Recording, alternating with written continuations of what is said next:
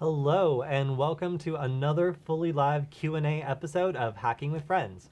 My name is Kody Kinsey. I am a security researcher at Varonis, and today we have my good friend and fellow hacker, Alex, on to answer your hacker questions. So we're also going to be going through the research we've been working on and talking a little bit about what kind of cool new stuff is coming out soon. So thank you to everyone who's joining us live in the chat.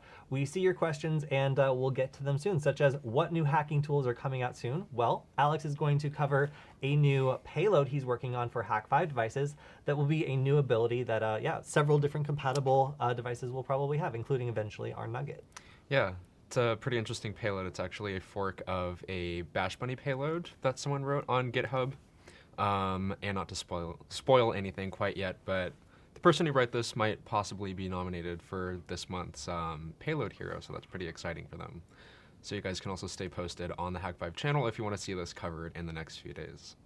Sweet. All right, so now's the part of the show where I like to check in a little bit and talk about what we've been up to. So Alex and I are both security researchers and hackers, and we do a whole lot of stuff, both hardware, software, and design. So Alex, what have you been working on this week? I've been working on refining, actually, whoa. I forgot about the new, oh yeah, if you guys didn't notice, we also have sort of a new setup here. This is a new server room we just purchased specifically for this set. For safety reasons, we've been moved into this infinite server room, which will keep us safe and is our new home. So if you were wondering where we were on an airplane before. Now we are underground. Yeah. So to defer to you for a little bit, this case that I've been working on is actually sort of a spin-off or like a modification of the case design that you proposed. So we had some suggestions for making a slimmer version of the Nugget case, just because it was a little bit on the chunky side. So Kody came up with the idea to make like a slimmer modification to it, so that way we can not only save material, but also it just looks aesthetically nicer. So I've been working on some new features for this. What were some of the features that you proposed for this? All right, so as a heavy Nugget user, I really have tricked out the Wi-Fi nuggets that I use. So this is my custom design, and I do not have any experience CADing things or making things in a 3D space. So I am using some weird program that I just happened to find that after trying 4 or 5 different programs, this one made the most sense to me. If we go over to my screen, you can see this program called Matter Control by Matter Hackers. I don't know, like nobody told me to use this program. It might be malware, I don't know. But either way, this is what I was using to make prototypes. And this was things like this, my Nugget has a little lanyard. If I maybe go to our new zoomed in camera, which we've never tested before, you can see, oh yeah, that's kind of cool. So my version of the Nugget is actually something that has a, there's a little bit of a lag there. This is kind of disorienting. Yeah, it's really disorienting because there's a lag, but it has a lanyard on it, and that makes it really easy for me to not drop it when I'm working on it. And then that's just made by a little cutout. I also added something for if you're at a conference or something, you would be able to hang it from like a badge holder right there. So these are just little modifications that I made because I use this a lot and I wanted to make it as useful as possible. But then I tried plugging stuff into the back, actually a little piezo buzzer, and I wanted to plug into these pins here and actually rickroll people, which I successfully did. But I found that our existing case, which I have an example of right here, is really thick. It's super thick, and it's actually leveled on these kind of high pin headers right here. So this case design that I proposed and made in this really weird, janky program that not a lot of people have ever heard of, actually leveled everything down on this further pin that has the power and everything juicy that I want to use when I'm prototyping. So just the more I use this design, the more I find things that I think are annoying. And since it's our design, it's my prerogative to go through and try to fix it. So in this case, I decided that the case needed to be smaller and shrunk it down as much as I could, added a little like a hook right here so you could put stuff on it, and then made a little cutout on the side here, as well as I think that we eventually decided to cut in here a little bit more to provide more space for the USB. So these were just little modifications to make it slimmer, but there's one trade-off, and that is if you put the Nugget down with this standard case, it's very solid. You can press on the buttons. It's very easy to do. If you put the Nugget down like this, you can't, it doesn't sit level anymore because these little pin headers in the back are sticking out. And there's no really good way to fix this without needing to add support or something else that would make the printing process more complicated. So we're testing out some of these new designs. I've been flexing my muscles as a case designer, and it's cursed. My design is cursed. It's really poorly put together, but it did prove the concept, and Alex stepped in and helped us prototype a version that works super, super well. So we're going to be releasing this as something you can buy, and also might be standardizing on it based on your feedback. So what do you think? Is it worth having a slimmer case if it also exposes the pin headers and causes it to maybe wobble on a table a little bit if you were trying to punch it? Or is it just nicer to hold in your hand when it's thinner? Do you like the lanyard option? Is that cool? Is it a throwback to the Tamagotchi, or is it annoying? Let us know, because I'm still working on designing this, and yeah, these modifications so far have worked out really well, and I like them a lot. So, all right, so Alex, what about your payload? Oh yeah, I can talk about that. We're getting some feedback in regard to your choice of CAD program. There's some general sentiment towards liking Fusion 360 better than whatever the heck this is. I don't like this. I find yeah. it I find it very frustrating, and I curse at it many times a day. Yeah, when you told me about Matter Hacker or Matter Control, I was like, what? I've never heard of that before. Personally, I've been using FreeCAD to do a lot of our modeling just because it's open source. We like to support that, but also I don't have money, so that's another great option. Yeah, so if you guys want to find this case, we'll be putting it up shortly on the Nugget case repository, which we'll drop in the chat in just a second here. People are already asking if it's possible to print this at home, so yeah, the files will be shortly available. But as for the payload, if we switch over to my screen real quick. Yeah, so you can see this is the fake pseudo payload by TWD, which is basically just a Bash Bunny payload that creates an alias for the sudo command on Linux. So what's sneaky about this is this will basically allow you to fish for the super user password on a Linux device by dumping a bash script on the victim's computer, swapping out where the sudo command is referenced, in which case it points it to this malicious script here. So then when the user tries to type in sudo, which is usually used in order to give like low-level privilege to certain commands you're trying to execute and stuff like that, it'll actually run this rather sneaky bash script instead, and then fish their password, dump it out to a file, and then save that locally on their computer. So this is a Bash Bunny payload that's pretty much ready to go out of the box that I'm going to be covering on the next Hackbite episode, but I've also been working on a modification for this program that allows you to exfiltrate the exported password over Wi-Fi using the Wi-Fi nugget. Ooh. So while that isn't fully developed yet, I'm hoping to release that sometime in the next week or so.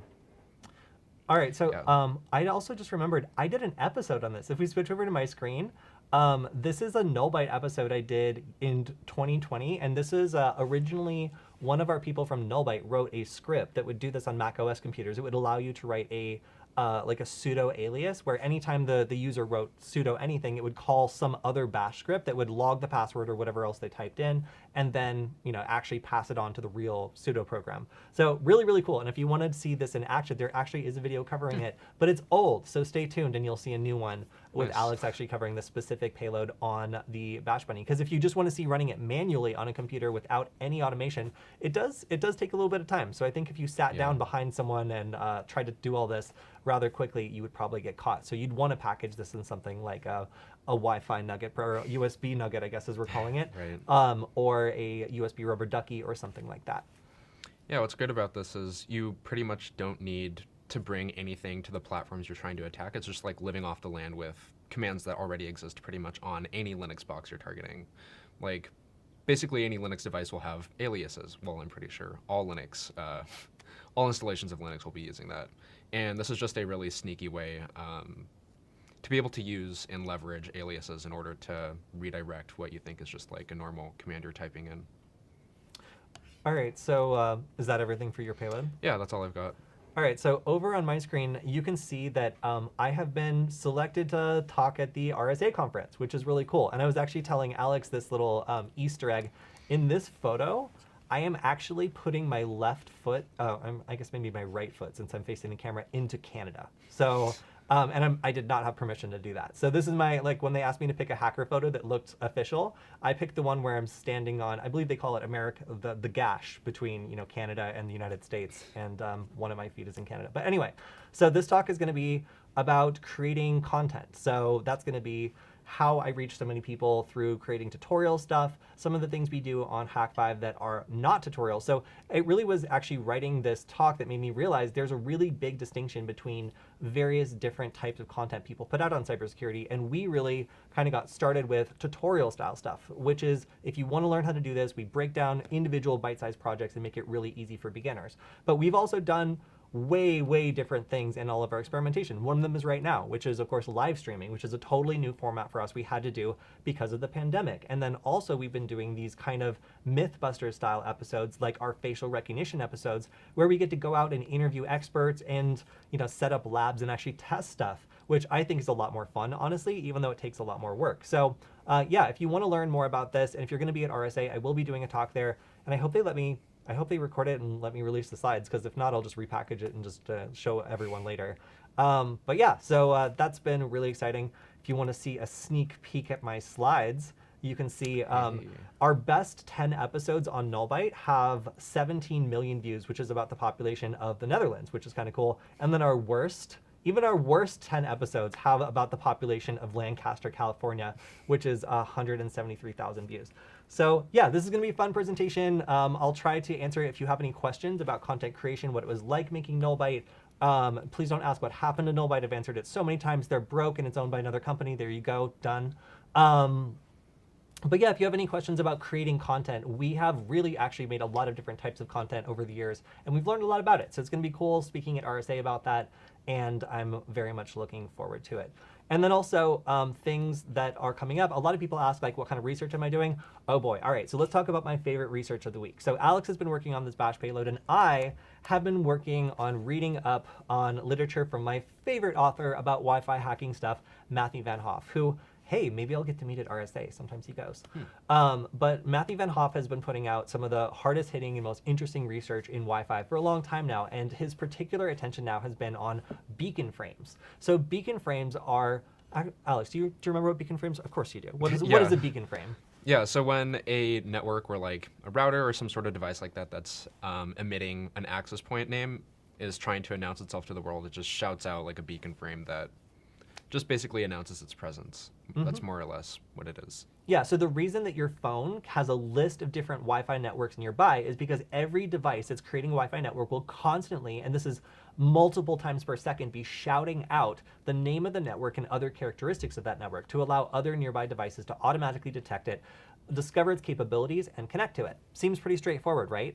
Well, it's not. It turns out there's all sorts of weird stuff you can do with beacon frames. And previously with Wi-Fi hacking, the focus has been on deauthentication and disassociation packets, which do not work so good anymore. So this new research into beacon frames is going to plague people for a long time, because while you can't break into the network per se with beacon frames, you can wreak havoc, and you can do some of the denial of service attacks that are akin to the deauthentication attacks you would expect to see from low-cost devices like this little ESP32 S2. But you can do that in ways that are very sneaky and kind of difficult to detect. So let me give you an example. Let's say that we have your cell phone, and it's connected to a Wi-Fi network, and I, the hacker, want to use beacon frames to attack this.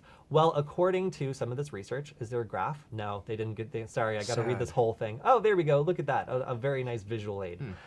So let's say that I want to kick your phone off the network, or I want to make it impossible for you to do anything on Wi-Fi. I basically want to kick you off the network and deny you the ability to use it.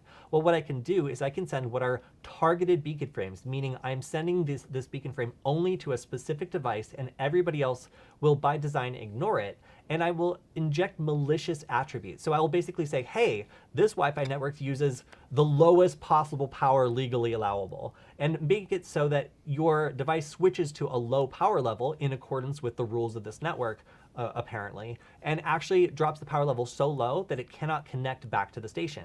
There's other attacks that will affect the timing. So it basically causes your phone to just wait for other devices to stop talking or stop using the air, but it waits such a long time that it is pretty much inevitable that some device will transmit during that waiting period and reset it over and over, which will cause your device to just not transmit anything at all. So some of these attacks are very sneaky and sophisticated and are done by just manipulating some characteristics of a network and feeding those malicious malicious characteristics to a particular device over and over. So because I'm a Wi-Fi nerd, I love this sort of stuff, and we are working with some products that allow us to work with Wi-Fi. I'm looking at implementing some of these attacks in microcontroller form so that it's possible to, for example, target a device that is hardened against the kind of deauthentication attacks you would typically be wanting to look out for, and have the same result of being able to deny them the ability to use the network. And these sorts of things can be used very sneakily. You could, for example, pop up a fake network that is pretending to be a router that is resetting itself, and then deny everybody the ability to use the internet until you go to that network and put in the password to complete the update or something for a phishing attack. So yeah, this is the research I've been working on. It's very cool, has lots of implications, and I think it's going to be very broadly applicable, and it'll be a long time until devices are well protected against this. Although Matthew also kind of proposes a really good framework for being able to detect and stop these sorts of attacks, which could eventually be part of the new Wi-Fi standard, which, yeah, so if you're a Wi-Fi nerd, if you want to know about Wi-Fi attacks and what kind of stuff is possible, I love these attacks because they're easy to understand and they are some of the most cutting edge stuff that's out there right now. So yeah, I would definitely recommend this if you are looking for some up and coming research that will probably be kind of integrated into other products in the near future. That's really sick. Also, to be clear, this works on like WPA2 and the standards preceding like WPA3, correct? Correct. Like, so okay. One of the defining features of WPA3 is everything is authenticated, including beacon frames. I'm going to need to double check that, but I believe that's the case. However, most devices will have some sort of compatibility mode that allows them to work with WPA2, just because you're not going to get most IoT devices to ever support some of the new standards of Wi-Fi if they don't allow that kind of update. So because there are so many legacy devices that will be around basically forever, you can kind of expect this attack to continue to work for a long time. Nice. Yeah, it'd be really cool because I know for a while we were working on a project where you could like spoof random packets just using the Wi-Fi nugget, and also like craft your own custom packets based on like nearby reconnaissance. It'd be interesting to see if we could just swap out like the deauthentication frames that we were using, for example, for the Wi-Fi Invader project, to just go ahead and spoof out like beacon frames instead, and then just swap the parameters for like the target address in order to run this attack against it. It should be possible. You know what I was just thinking about in the shower? What if you could plug the ESP32 nugget into the ESP32 nugget? So plug one into the other and have one control the other to just write arbitrary packets. So you could use like Python on one to just write packets to the other, treating it like a wireless network adapter. Yeah, Is it too much? Is it too much to have two nuggets connected to create a team of nuggets that can do cool hacking stuff? I don't know, but I still think it might be cool. So yeah, so that's the kind of stuff I've been working on. If you have any questions about the specific Wi-Fi research, I haven't finished reading the paper. So let me be clear. I haven't finished reading all of it yet, but I can answer general questions, and we do appreciate them. Nice. All right, so that's what we've been up to. Try to take a couple questions early on, like what kind of new payloads are coming out soon, what kind of research are we working on.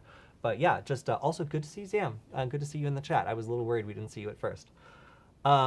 Okay, so let's go ahead and start answering some questions. We have a couple that we picked out from our videos, which are always the ones we'd like to cover, because if we missed you last week, we want to get to you first. So let's go ahead and take one of the questions from our videos. All right, great. So to kick it off, this question was on my How to Defend Your Network Against Wi-Fi Pineapples video. Someone asks, do your like sriracha? Yeah, sriracha's great. I like sriracha. All right, next question. Is it possible to run different software on a Dstike Deauthor Watch 3? I will buy a nugget and support you guys when I can. I'm just wondering if the deauthor is customizable or programmable. And I also still want to hear the story about changing the music at cafes. Haha. All right, yeah. let me take the deauthor one. So okay. Over on my screen, you can see the product that this question is about. This is an ESP82 based like hacking watch, and this is using the open source software that is made by Stefan Kremser, aka Spaceune. So this is made by Dstike, who is based in China, and he makes custom hardware that uses that software and then tries to add a bunch of stuff to it. And this is the current version. So I would say, for one, the pinouts are not compatible that I know. I don't think that they are compatible. So loading software that is designed for our stuff will not work automatically, like that you'd need to like remap the pins and stuff. But it is technically possible to run our stuff on something like that, you'd need to compile it yourself. And also, yeah. So there is, for example, for the Wi-Fi nugget, the one that is specifically made for Wi-Fi hacking, not our current USB nugget that we're selling on Hack5. That one technically would be able to receive that, but again, the buttons would be scrambled, so that would be kind of a problem. But there is a little bit of commonality in these. For example, they use the same ESP8266 at their core, so they can be flash for similar software. It's just whether or not the layout is correct, because there's lots of different devices around the ESP8266. This is just one of them. And the watch form factor is pretty cool, but there's also a laser, and I don't know why. Because there's no software, as far as I know, for the laser. But yeah, so is this my favorite implementation of this particular software? No, I think there's some other ones that are cool. I have one of these and I literally never, it's just something to look at. It's kind of cool. But I will say that of the various form factors, it is useful to be able to use it with the screen. So that is one thing that we took as inspiration with the Nugget was actually from this product. We were like, the fact that you can use the buttons and the screen in order to do most of the stuff that it's trying to do, that's pretty cool. Don't know what's up with the laser, but still, that's pretty cool.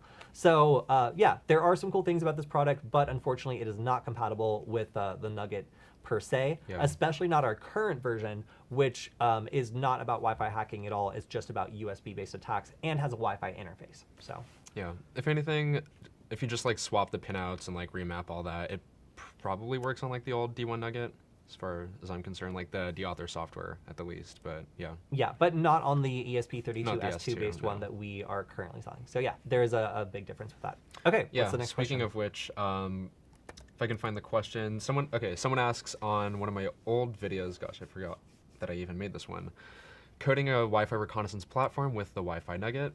How do you update the ESP32 S2 to get this code to run correctly? Yeah, so unfortunately with that Wi-Fi reconnaissance platform that I covered, which you guys can find on the Hack5 channel, that was using the version of the Wi-Fi Nugget that was using the ESP8266 chipset. So one of the trade-offs that we had to make when designing the newer version of the Nugget, which some of you guys might know as the rubber Nugget or the S2 Nugget, it's a little bit confusing, but we can explain that further sometime, is that while the newer version of this Nugget supports USB attacks, there comes a trade-off with the ability to do things like Wi-Fi reconnaissance and also Wi-Fi attacks, since Espressif basically locked down their development framework, their software development framework called the Espressif IDF. So some features like being able to arbitrarily write packets, which allowed us in the past to do things like deauthentication and stuff like that, are now locked down in the software. So we're not able to do that. Although we have seen proof of concepts where people have reverse engineered the IDF and injected like their own functions that are able to do arbitrary packet writing. So we haven't really been able to focus as much on the Wi-Fi side of things with the current version of the Nugget, although we are doing some research into that. So if you want to port over that code to the S2, unfortunately that doesn't work at the moment. But you can still do Wi-Fi reconnaissance. Kody did a video on how you can do Wi-Fi reconnaissance and how you can use monitor mode using CircuitPython, although I haven't really looked into it via Arduino. And of course, one of the trade-offs that also comes with using a compiled language versus interpreted, which would be like CircuitPython versus Arduino, is just the mostly just like the performance gain. Like the reason why we're developing the software that we're putting out there, like the rubber Nugget and stuff like that in a compiled language, is it runs faster. There's a lot more support for lower level like POSIX compliant libraries and stuff like that. So I haven't really gotten to look into the Wi-Fi reconnaissance side of things or Wi-Fi attacks really in C++/Arduino at the moment, but I know that if you're looking to just do some basic Wi-Fi reconnaissance, you can definitely sniff around for things like packet headers and just determine the types of Wi-Fi packets that are in the area. So if you guys want to see that video, we can also go ahead and drop that in the chat if you're interested in that. Yeah, so if you want to check out my screen as well, the ESP32 S2, when it is running CircuitPython, does allow you to use promiscuous mode. And this is really, really cool because the issue with using the ESP8266, which in some ways is a little easier to get started with when it comes to Wi-Fi stuff, is that it clips the packets. It doesn't let you see the full packet, and that can be an issue if you want to do something like maybe grabbing handshakes or something like that.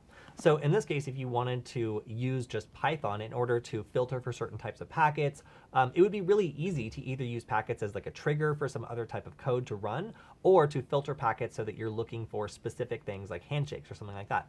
Now, I haven't successfully managed to grab a handshake. I've only done this a little bit trying to grab the raw data from packets, but it is a really nice API, and the fact that some people went through and actually made this a real thing is super cool, because you can see at the end of all this, it was implemented in a update. So now if you get the most recent version of CircuitPython, any ESP32 S2 board should support this promiscuous mode and allow you to set the channel and a bunch of other stuff very, very easily so you can filter through packets. Now, I didn't find a bunch of good example code, so I wrote some of my own, and you can find that on the HackCat, that's us on GitHub, Hack GitHub repository.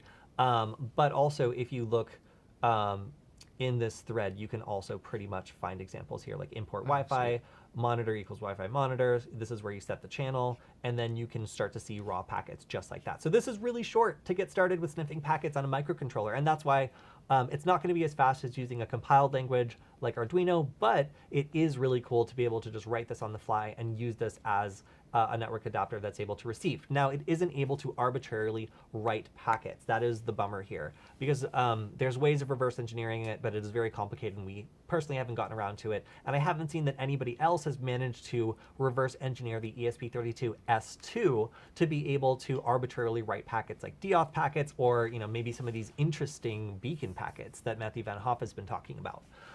So we really would love to see that at some point. If you know of a project that allows this to happen, or if you can do it, then we would be very excited to see that, because it would allow people to use one of these really cheap microcontrollers as a Python controllable wireless network adapter that will read or write anything you want, which is awesome, because currently working with wireless network adapters can be a pain. They require you to have drivers for them. They require you to work with the chipset that's inside. It's not a lot of fun. So using these as something a little bit more like a wireless network adapter, they're so close. And I know you can use the ESP32 to arbitrarily read and write packets. That has been reverse engineered. And again, it's a little annoying to get it to be jailbroken, as it were, to send these packets it's not supposed to, but it is possible.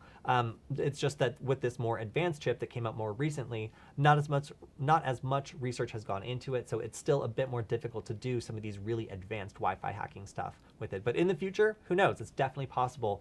And I think what happened last time is someone just went back through the firmware of the ESP32 and found the function that was blocking you from transmitting stuff, and then just, when it was compiling, overwrote that function with nothing. So every time it tried to call the function to block you from sending a packet, it would in fact just call this new function that was named the same but went to nothing. So some of the techniques here for getting around these restrictions are very, very basic and can be applied to new architecture relatively quickly if the right people get involved. Unfortunately, that's not us, because we don't do that sort of reverse engineering. We do more like downstream stuff, like designing products around it. So yeah, so that's a little bit of an update on the way that these microcontrollers work and what they can and can't do. But I would say with CircuitPython allowing you to arbitrarily read packets and maybe write filters around it, or even making a trigger that rickrolls people with the little piezo buzzer anytime a certain person walks in the room or their signal strength is strong enough, there's a lot of stuff you can still do with Wi-Fi that would be really cool.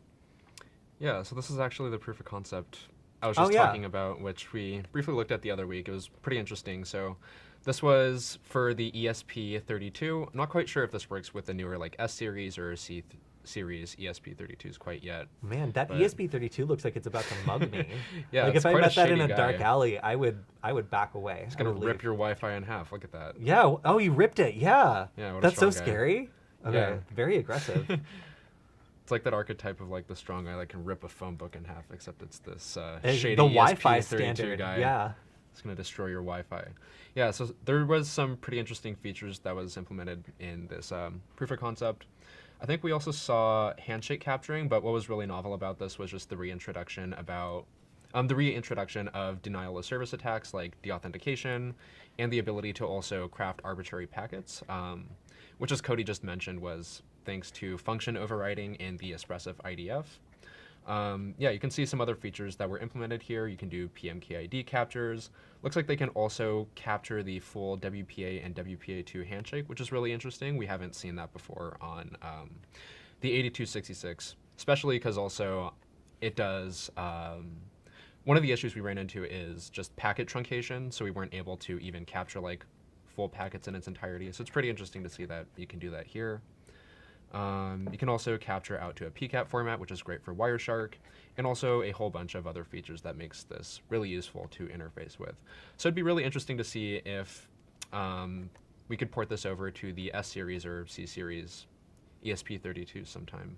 Because in theory, they're still based off the same architecture as the ESP32. So Yeah, like in theory, what we would need to do to make that happen would probably be, and correct me if I'm wrong, something like taking the Espressif IDF, making a custom version of this that has that overwritten by default, and then publishing that as like a library or like a board that you can download in like Arduino or something like that. And then if other people wanted to use that custom version, they would need to basically have a firmware version that was specifically compiled the way we compiled it and then build on top of that. Otherwise, this is already pre-compiled, so like we can't go back really, really far and start adding new features to it because it'll either work on the ESP32 as compiled or it won't, because you know the actual change here is happening in that Espressif IDF, like way in the back end, not in Arduino IDE. Right? that's one way to do that. I know that that's an approach that some makers, like Spacetoon, for example, who's known for like his deauthor, chooses to do, just because the Arduino IDE is a really great framework or development environment for beginners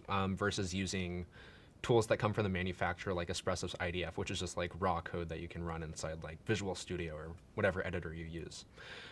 So yeah, Arduino is great for beginners, and one thing that developers like Spacetoon will do is they'll take the IDF, they'll like compile it into like they'll compile like a custom Arduino core on top of this like reverse engineered version of the IDF, and then spin out like a custom board profile that works for it, so you're able to like use those function calls from a nice environment. But if you're not looking to do all that fancy stuff, like for example, this tool here by Risanek, which is the ESP32 Wi-Fi penetration tool, just uses the raw IDF itself, and it looks like he also has packaged a lot of the SDK files, or I think all of them, which is just the software development kit. That has basically everything you need in order to run this tool inside of just like a raw text editor and using the specific build of the Espressif IDF that he has here. So in theory, if we wanted to do this, yeah, we could just work directly with function calls from the raw like Espressif IDF. If we wanted to make it more accessible though and compatible with some of the other code we're pushing out, then yeah, we would have to go through that whole process of like putting the Arduino core on top of this, creating like a custom board profile for the S2 versions of the Nugget, so on and so forth. Yeah, that's also been one of the interesting trade-offs we've been talking about. It's like, how accessible do we want this code to be while also being able to write like lower level stuff for it?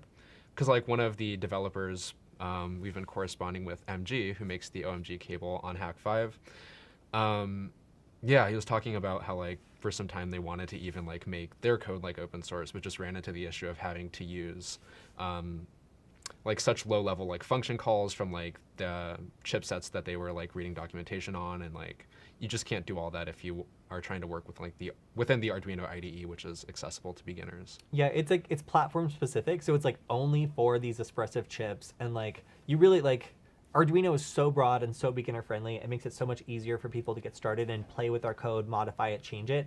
But if we really want to get down and start adding some of these core new features, like the ability to, you know, arbitrarily write packets, it means going down to a level that's very beginner unfriendly.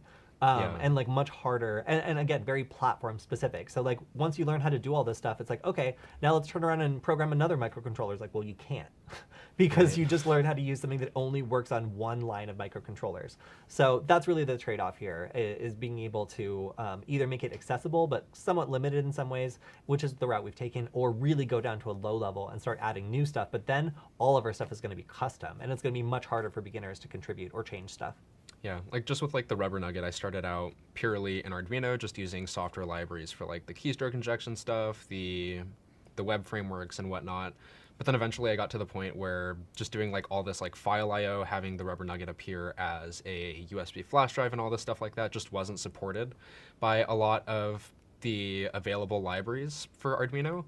So then I ended up having to like reverse engineer some components from the Espressif IDF, overwrite like a bunch of functions that were like interacting with like their virtual file system and like a whole bunch of other nonsense. That became like way more complicated than it was worth. All right, so we have a question live in the chat. Any upcoming events in LA? Hey. I believe so. You just reminded us that we have to book that. Yeah. Yeah, so we want to do a class in Los Angeles at Null Space Labs, a excellent hackerspace. We always like to like raise some money for them while we are in LA and do that. So yeah, I think that like 3 weeks or so is probably when we're going to be around there. So in 3 to 4 weeks, we're probably going to be doing another event in Los Angeles. And now that you mention it, we definitely need to ask them if we can do that and make sure that it's available. So yeah, it looks like we probably will be doing another event in LA. It'll probably be Nugget related, but it'll be nice to see anyone who can make it. So if you want to be notified when that event goes live, you can go to Cyber Weapons Lab LA on meetup.com. Again, that's Cyber Weapons Lab LA. And we will announce the meetup there. So yeah, you can find us there and get to hang out in Los Angeles. So someone also asks, beginner resources for assembly. I don't know if you mean like assembly as a language or hardware assembly, but just some random pointers for where I began when I tried to learn assembly quite a while back. So in middle school, we had these awful like clunky TI-84 calculators that I always talk about. That's where I actually started learning programming, because they came with BASIC, which is I wouldn't call it a functional programming language. It's just like, it's a very archaic and basic language, I guess, as the name happens to denote. So that's actually how I started learning programming, but since that's an interpreted language, it was pretty slow. So then I started learning about assembly and how you can compile like custom programs and like games and applications that I could run like on this calculator. So then I started learning about like the underlying hardware architecture, which it turns out was a Zilog Z80, which was also for some reason still a popular architecture just because it's a low cost and widely available chip, and it's been like very well documented. Yeah, so I started learning how to do assembly with the Zilog Z80 actually on a calculator. And I was able to hook up like breakouts to it so I could like program external hardware and stuff like that. I was also able to code my own firmware for the calculator. And then I eventually just got like a regular dip socket like breakout for the Zilog chip. I forget the name of the firmware that I was using, but yeah, I found that fairly easy to get started with. I also know that AVR is very popular. Of course, AVR/Atmel chips are what's embedded inside of a lot of Arduino products, like the standard like Arduino Unos, Nanos, and stuff like that. And there's also fairly good documentation on how to get started with that. I don't have exact resources I could point you to, but I can lend credence to both the Zilog and AVR chips as being a great place to start for platforms if you want to learn assembly. Zam is making the accusation that the ESP32 S also truncates the packets.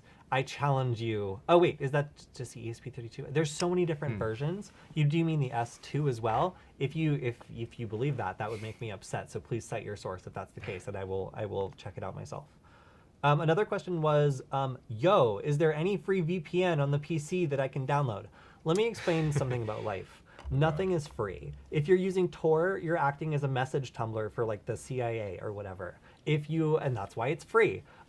If you are using a free VPN, somebody is benefiting from it. Otherwise, they would not be providing it to you. So if you're looking for a free VPN, you are going to get a virus, or you are going to get somebody selling your information directly to, I don't know, maybe someone you don't like.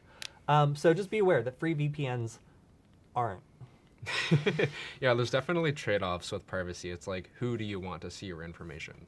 Random hackers, or like this scary like corporate entity that's in charge of like managing all these like VPN networks? It's like a big VPN milker that like aggregates all the data and tries to anonymize people and then sells it. Yeah, I gotta say though, I've been using Proton VPN for some time now. It's free. I haven't really looked into what's going on behind the scenes there, but I just heard a very loud hiss from our producer. That makes me a little concerned. I feel as though maybe we shouldn't endorse that one. Let's just say universally, free VPNs are a bad idea.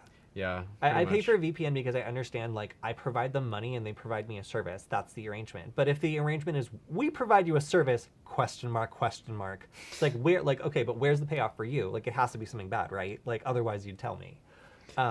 Yeah, could they be like, yeah, the free VPN that pays for itself by, whatever. But no, they're just like, yeah, don't worry about how we pay for it. Just use it, use it.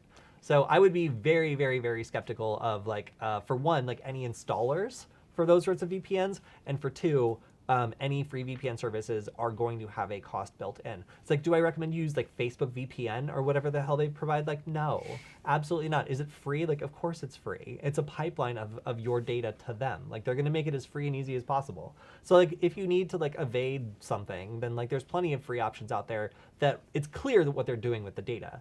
You know, like Facebook VPN or whatever, like I'm sure that they're very open about the fact that they're going to use everything you do to make a profile about you and sell it to people who want to, like, I don't know, get in front of you at your worst moment and cause you to make a poor financial decision. But if you're talking about, you know, one of these like free ones on the internet that just like doesn't have a clear reason why it's free, it's gonna end bad Yeah. for you, my friends.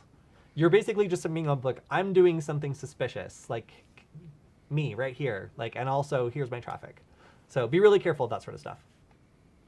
Someone also asks where I learned hacking and a good place to start. And then I also saw another comment that's actually a great pointer. Someone says, currently doing Cisco CCNA as a starting point, hoping to further my knowledge into ethical hacking. Yeah, while I wouldn't like entirely recommend just like right off the bat diving into some of these certifications, I did get started by just like mindlessly watching like certification classes like in school. Like I just got like so bored of going to like my Latin class and like other language classes that I just started watching like random certifications online. And I taught myself a fairly decent amount of knowledge of like random things like networking, programming, and stuff like that. And I will say getting a baseline level of knowledge of how these things work is definitely very useful, and studying some prep courses for like CCNA, CompTIA, and stuff like that did help me understand like at a base level like how these protocols work and also how you can exploit them if you're looking to get into that type of hacking. I wouldn't recommend distracting yourself if you're in school though, like I did. But I did find it intriguing and it helped me get to pretty much where I am now. As for beginner resources, another resource that I like to point out a lot is, I can actually drop it in the chat. There's a great compilation of different books, resources, free CTFs and stuff like that that you can get started with if you're just beginning in hacking, and also has some pointers for different areas of hacking as well. If you're into Wi-Fi hacking, if you want to learn password cracking, reverse engineering, or things like that. Just a great compilation of resources, but I'll drop it in the chat below. I also found that very useful. Okay, this is sort of a question, but also just a great point and some interesting research. So someone says, Baguette says, currently using rogue access points to make IoT devices think that the Wi-Fi password has changed and force them back into setup mode. Then I set myself up or intercept the Wi-Fi password when the target resets it. What do you think about this attack? I think it's so sneaky. So IoT devices are a big issue for a variety of different reasons. And for one is they know the Wi-Fi password, and for two, they're dumb. And frequently, IoT devices will respond to a certain app. So for me, this is my thing. If I see an unconfigured IoT device and it says its name, like what kind of device it is, I will just download whatever app is officially used to control that IoT device, and 9 times out of 10, it will automatically detect it and allow me control of the device. For example, to set an administrator password or do anything that hasn't already been set up by the user. So if you can kick an IoT device into configuration mode via a variety of different things, it is expected to encounter, such as the password changing and it no longer being able to access the main network, then that's really interesting. You're opening up a lot of different things. For one, again, you could just download whatever application is meant to control that IoT device, make it think that it's been separated, and then suddenly you have control of that IoT device. Maybe it still has the configuration files in there from the last password that was set, and you can go in and change it. Or see, what it was in the first place. So for one, just having like a little spy in the house might be what you want. Maybe you want to take over the IoT device. Or for two, if the device uses a insecure menu. I mean, a lot of the time these little IoT devices will not use HTTPS. You can just lurk, and then when the person realizes that their device is misconfigured, you can sniff the packets for when they connect to the access point that IoT device is generating, which will not be well protected and has a predictable password, if any password at all, and intercept the web request that updates the password. So this is actually genius. I never thought of using an IoT device to cause something to go offline, cause the condition that now the target is entering in the Wi-Fi password basically in clear text in most cases, in an update to this very, very lightly written configuration page that most of these devices will have. So if there's an application that encrypts it in any way, or if there's a layer of obfuscation here, then obviously this isn't going to work. But I tend to see that not being the case in most IoT devices I see. Yeah, that's really interesting because I know for some of the embedded devices that I've been working on, there's a great framework out there called, shoot, what even is it called? I think it's it's Wi-Fi Manager. So this is one I've been using on various projects that we've been working on with the ESP32 S2 and the ESP32 and such. But basically the way this framework works, and also I've seen this sort of implementation used in different like IoT devices, is you can basically just input the Wi-Fi credentials. So actually first when the device starts up, it looks for the presence of hard-coded Wi-Fi credentials and attempts to connect to that network. But in the event that that Wi-Fi network isn't present, then it spawns up its own access point and allows the user to reconfigure a new Wi-Fi network to join with. So yeah, I found that when I would take these devices like out of range of the network, or if I was somewhere else setting up these devices, what was really useful was the ability to just have this access point spun up that I could connect to and then input the new credentials for. But of course, that does open up the possibility for an attacker to do something like you suggested here, which is kind of, I wouldn't call it like a karma attack, but it's like sort of in that realm where it's like spinning up a rogue access point, except in this case, it has a fake password, so it's not able to connect to that, and then use that in order to reconfigure it. I think that's fairly interesting. We might try that out. But yeah, I definitely can see that being a possibility, and I can lend credence to that, having worked and developed with these types of devices myself. So we have a question that I really, really like. And that question is from Dave. And he says, why do you guys focus almost exclusively on embedded devices when just making software for, say, a Raspberry Pi 02W could offer more capability and less modding with hardware? Alex, you want to take that one to begin with? Because I have so much to say. Yeah. First off, the barrier to entry is a whole lot lower for beginners that are just looking to get started with something that's like not convoluted and as complicated as setting up like an entire embedded Linux system like a Raspberry Pi. It's straightforward, to the point. When you give someone something like a Wi-Fi nugget and they're just looking to get started with like a specific topic in ethical hacking, it's a whole lot easier to follow along with straightforward lessons, which is kind of our goal with developing devices like these, creating like different lessons or like topic-oriented things that we can use to teach to beginners. And also besides that point, it's just a whole lot cheaper too. You can find these devices, like for example, the espressive chips like the ESP82 for something like 300 times less the price. I don't know the math on that. But you can find these for like $1.86 on AliExpress, whereas getting a whole embedded device like a Raspberry Pi or like a BeagleBone or some other embedded Linux device is going to be a whole lot more expensive and also a lot more complicated for the average user.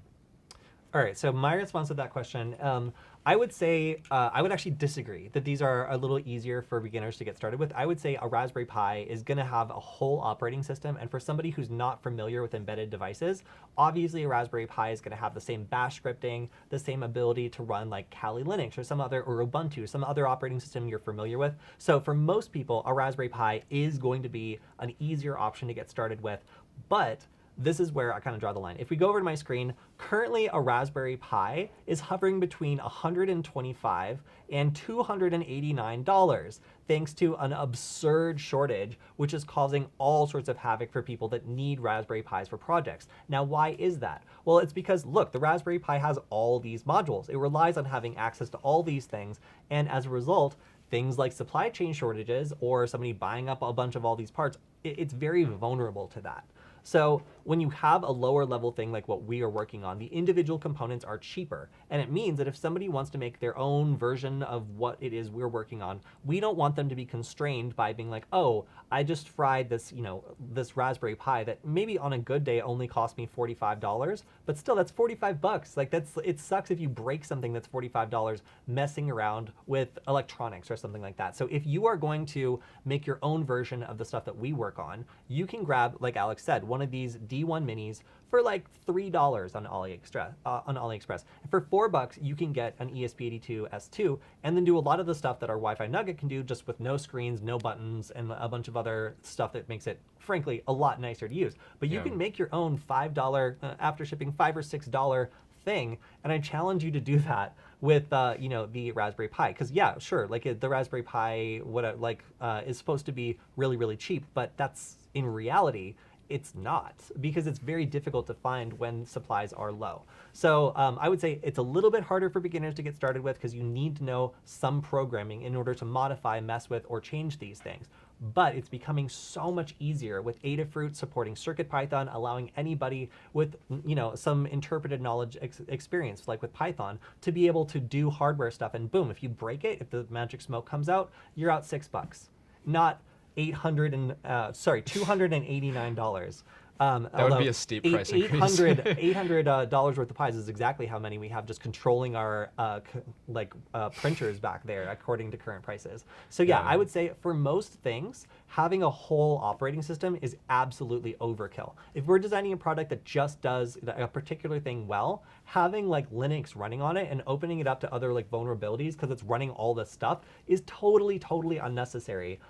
So honestly, I really enjoy the challenge of designing things that are like bare metal, like super like low to the ground when it comes to working with the processor, instead of like having an operating system in the middle kind of mediating things. Like being able to write stuff and just have it immediately execute and understand exactly what's going on is honestly super fun. And I found that I enjoyed making electronics a lot more than I did programming bash scripts. So that's why we focus so heavily on microcontrollers instead of full-fledged like computers like the Raspberry Pi. Yeah, bringing it back around sort of to the different like levels of skill you need in order to get started with this. Like, yeah, actually thinking back to that, it is a bit harder if you're just getting started with like a raw ESP32 and don't know like where to get started, like creating your own tools or stuff like that. But sort of the goal with like the project that we've been working on is being able to develop a platform and also resources that make it easy for beginners to get started with something that also is super cheap. Like for example, with the Rubber Nugget project, like, yeah, if you're just trying to start out like creating your own thing from scratch, you'll have to go through this whole process that we went through, which took like months of development work. But luckily that's something that we've now created in open source and put out there for people to get started with on these like cheap devices, and also some of the other like Wi-Fi attack frameworks and stuff like that that we're working on developing, which have a lot more clear of a focus as a product than if we just created some abstract software that you can run on like embedded Linux devices or something. It's a lot more clear to beginners who pick up this product and want to learn something specific. All right, so we've got a question. Kody, how do I get to where you are? I think I'm competent in Wi-Fi pen testing, but I don't live near a big city where the skill's in demand, nor do I have certs. Hey, buddy, I lived in Los Angeles, and I was pretty confident Wi-Fi pen testing, and I did not get any demand whatsoever. So it's not just about, being out in the sticks. It's also about whether or not you're in a position where that information is useful. So here's what I did. I started writing guides. I would figure things out and learn on my own, and then I would find there were gotchas or other things that make it harder for people who are total beginners to learn. And I never assumed or told anyone I was the supreme master of hacking or whatever. I was like, I'm a beginner like you. I've learned how to do this skill, and here's what I learned. So it's partially like you're doing like a book report, like you're explaining what you learned to other people, and it's partially focusing your interest and making sure you are really learning the stuff that you're trying to learn. Because if you're out there not getting feedback, one of the worst things that can happen is you can learn what you're doing wrong and then feel too embarrassed to ever, get corrected and then get like defensive about it. If you are putting out proof of concepts, if you are making written tutorials, if you are, making video guides like we do on Hack5 and I did in Nullbyte, you will find that for one, people will correct you if you're wrong and you will get better at what you're doing. It's gonna be awkward and it might be embarrassing, but it'll make you better at what you do and it'll make other people respect you. And then after that, if you're contributing, come in from the cold. You need to talk to other security researchers that like Wi-Fi stuff. Like, I'm fascinated by your idea, and I think it's a great idea, and I think it's super cool. I had such success reaching out to like Matthew Van Hoff and being like, hey, I'm working on a derivative of your research and these are my results. Like, I think it's great and cool. Like, what do you think? And he was like, that's super cool. And then we met at the RSA conference and a couple other conferences where I actually got to interview him. So like, I went from someone just like you who was like, reading what other people are up to and then did my own spin on it, reaching back to the people who did the original research, or maybe submitting it at a conference like a DEF CON or Black Hat or something where they feature tools for your proof of concept. Like, I ran into some really awesome people at the, I'm trying to remember what it's called, but there's a section of DEF CON where it's, I know at Black Hat it's called Arsenal. At DEF CON, I'm forgetting what it's called. If you remember, please drop it in the chat. But there's a like period of time where people just show off their proof of concept tools and explain what it does. And some of the coolest stuff I've ever seen was there. And also I made some great connections with those people where I was able to either cover their tool on our show or just stay in touch with them and, you know, just kind of like figure out what they're doing long term. So yeah, I would say going to conferences and networking with other people that like Wi-Fi hacking and reaching out and being part of the community by not being shy about turning around and sharing your knowledge, and also sharing your proof of concepts and showing people the things that you've discovered and the things that you learned. Like that's how you get people interested in what it is you do. And once you develop a bit of a resume around that, it's a lot easier to get a job either educating people or doing security research that's more funded. Because I agree, it's not as easy to, for example, do Wi-Fi like bug bounties because like it doesn't exist. You know, Wi-Fi is like a trademark owned and implemented by lots of different people. So like it's really difficult to, in my experience, get started on the pen testing side with that. Whereas with education, it's a lot easier, especially if you're interested in doing cool and interesting things. So, I mean, if you're interested in writing articles or doing content around Wi-Fi hacking, contact us. We need more people like that. Yeah.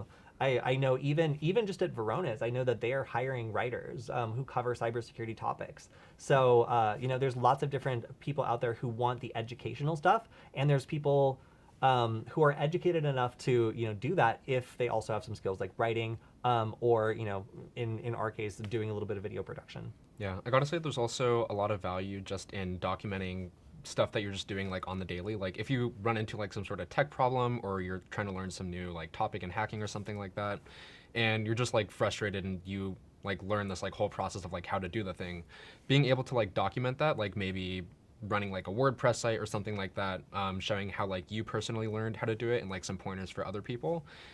Chances are there's other people that are also like running into the same problems as you and will eventually like discover these guides and find them useful. And yeah, there's also a lot of value in being able to explain the things that you're learning. Sometimes you can just sort of like digest it and just like brute force your way through a problem and it just like happens to turn out the way you expected at the end of it.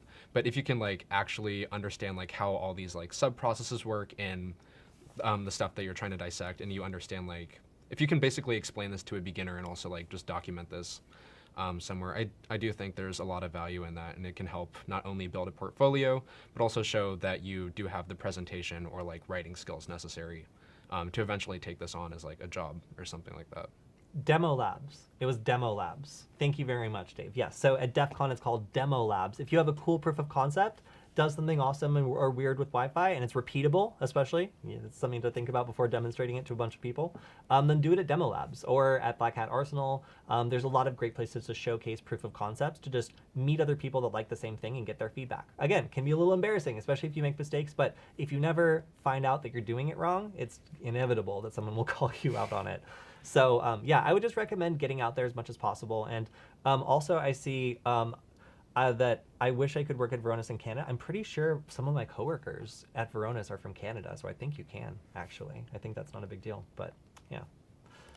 All right, we're getting pretty close to the end of our questions, but what's another one we have from the I'm just looking through queue? some of our old questions, and I saw this one that seems to be a general sentiment we get from time to time as hackers. Holy crap, I love you guys, but you scare me at the same time. That's I why think I'm that's great. employed. Yeah, that's just doing my job. Pretty much, yeah, what we do. Someone also says, I'm just getting into capture the flag games, CTFs. Maybe you could do things with that. Yeah, so Michael actually put out a video this week on the Hack5 channel, which is doing pretty great, walking you guys through some basic CTFs you can get started with. Like for example, Over the Wire, which is actually one that I got started with a few years ago. I forgot some of the others, but if you guys want to check that out, there's some great resources there, and it's also a great place to start. Somebody asked, are you guys going to DEF CON in a few months? Dave asked. You have freaked me out, Dave, by reminding me that DEF CON is in a few months. Yes, we are planning on going there, hopefully, if everything looks good. I'm still wanting to maybe do like a workshop or something through one of the villages. I believe also we might be escorting a group of Norwegian journalists around DEF CON so that they can learn about hacking and start getting some contacts for when they're doing stories about like hacking and computer crime and stuff, because like they don't know who to contact. So that'll be really fun. So if you see a whole bunch of very white people following us around speaking in Norwegian accents, then it's not a cult. It's just a bunch of Norwegian journalists we're bringing around DEF CON. But we would love to say hello, and we'll try to do some workshop stuff because it would be great to get to see everyone. We'll also be working with Hack5, so I believe we'll probably be selling some nuggets, maybe doing a nugget workshop where we go through like using your nugget and all the different features and stuff. Yeah, that would all be really fun. So hopefully we'll see you there. Yep. We do have quite a few nugget workshops on our hands already. We have LA possibly, the Hope conference and whatnot. It'd be great to do DEF CON as well.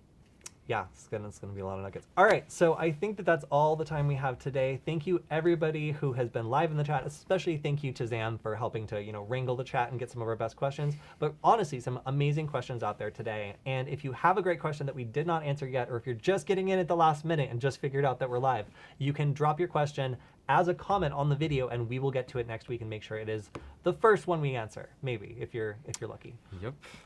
So you can also check us out on Friday. We're going to be live on the Security Forward, that's Security FWD channel, talking about all the security news of the week, which we don't broadcast on Hack5, so that one's exclusive. So make sure to follow the Security Forward channel if you want to join us then, ask some questions about the news, and find out about some maybe interesting and cool new tools that have come out that week. So we'll see all of you either on Friday or on our next stream coming up. And if anybody's going to the RSA conference, we will see you there because we're going to be going to San Francisco to that for that in just a bit. Although we'll be wearing masks, so please don't talk too close to our faces. Yeah, buy a nugget and don't commit cybercrime. That's all I have to say. All right, see you guys next time.